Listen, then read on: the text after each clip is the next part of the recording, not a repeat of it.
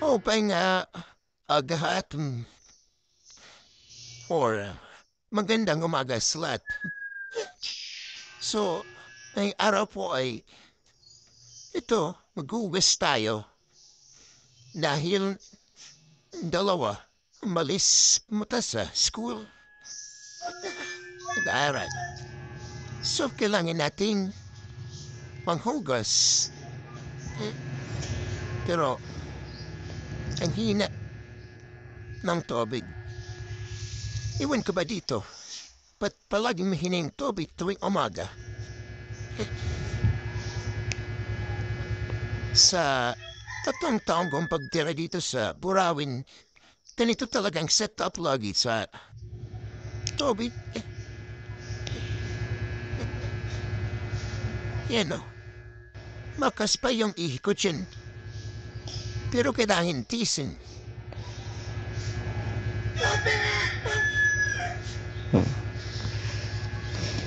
Parang ano pa yung naghugas. Kasi mangot.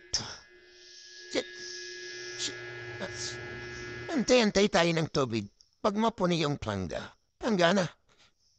So, maglilinis tayo ng mesa. Yan, sa prangkadat. Tuwing umaga talaga, tuwing makalat yung bahay namin. So, yun, balik tayo. Pero ganun pa rin. Wala. Kaya, I decide na inisin na muna yung mesa. Ayun.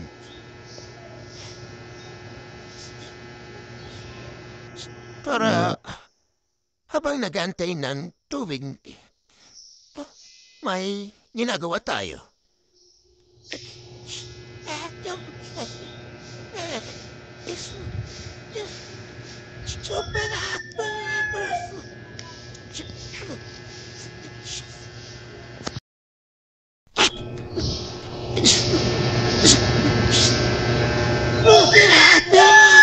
So yun.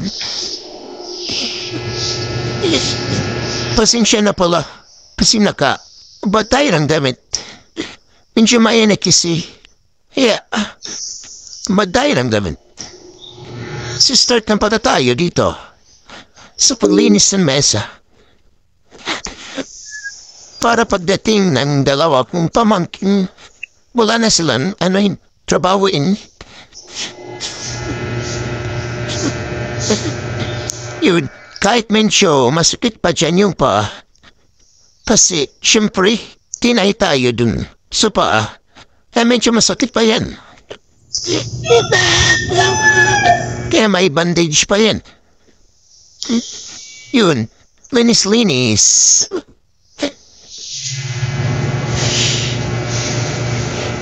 Ganito pala kahirap yung nasa bayan. Yung parang board na board ka, kaya kung ano lang gagawin mo sa bahay. Yun, balik na naman tayo sa paghugas. Pero wala. Ganun pa rin talaga.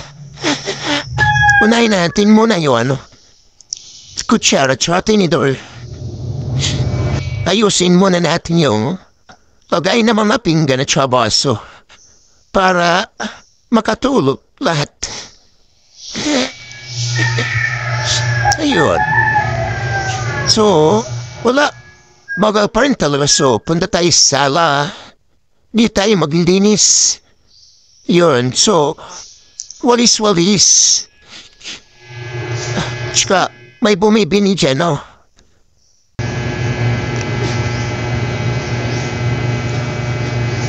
So, meron pala akong maliit na tindahan. Minsan yan puno, minsan naman wala. Yan ang sinasabing sira-sira store. Ayos lang, at least may libangan tayo. Sige, balik tayo sa paglinis. So, start. Kaya buksan natin yung bintana. Walis-walis sa mga sulok-sulok. So, dito pala ako nagaling.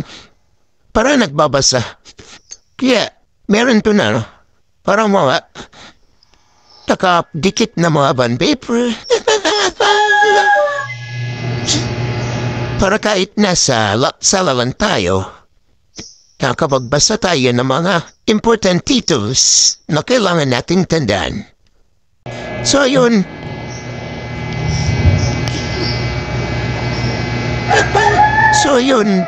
Ayusin ang mga unan. So, tanggalin ang mamaraban, ayusin ang mga kortina sa bintana. So, dito pala may winimis din ako.